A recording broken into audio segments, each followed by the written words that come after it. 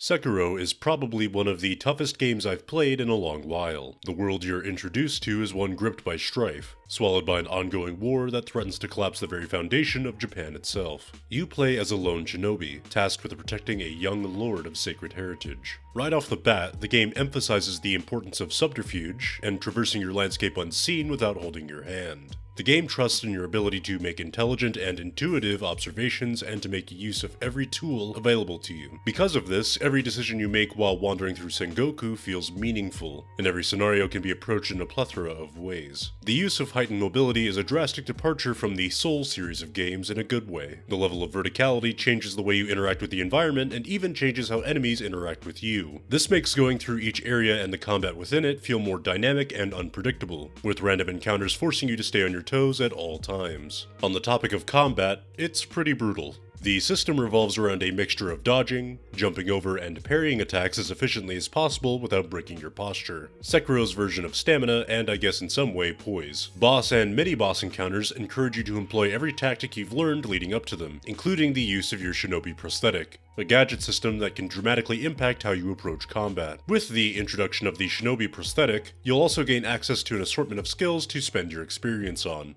with effects ranging from passive bonuses to new attacks or defensive abilities to employ in combat. Despite all of these advantages playing in your favor, the world of Sekiro is still unforgiving, and you'll more than likely perish at some point in your playthrough. Fortunately, or unfortunately depending on your perspective, your first death won't be your last. Like a true shadow, you'll be able to rise from your first demise and fight again, keeping any experience and money you've earned. This isn't without a price, however, and frequent deaths may cause unforeseen consequences. All of this compounds into an experience that feels rich and complete, with a multitude of ways to play and experience the game as you see fit. My time playing Sekiro was an emotional rollercoaster, with daunting hurdles being thrown my way from left and right in the form of tough boss encounters or harrowing stealth segments. But I welcomed it. Nothing felt fabricated or arbitrary, and if I was getting stomped at any particular point in the game, it meant that I had to change something about my approach or my playstyle. The game encourages you to be versatile, to adapt to your situations rather than grow complacent. It challenges you to perform at the best of your ability,